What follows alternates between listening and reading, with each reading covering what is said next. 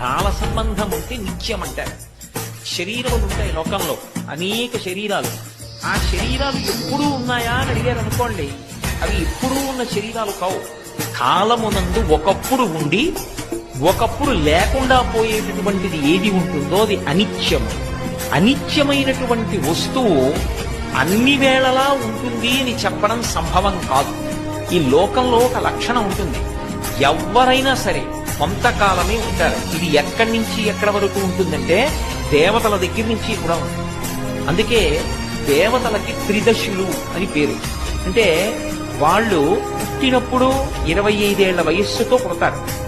వాళ్ళు ఉన్నంతకాలం 25 ఏళ్ల వయస్సుతోటే ఉంటారు. వాళ్ళ శరీరం పడిపోయినప్పుడు 25 ఏళ్ల వయస్సు ఉండగానే పడిపోతారు. బ్రహ్మగారు ఆయనకు ఓ కాలమానం ఉంటుంది. ఆయన మనకందరికీ కూడా ఓ సంవత్సరం అయితే ఆయనకి ఏదో కొద్ది కాలం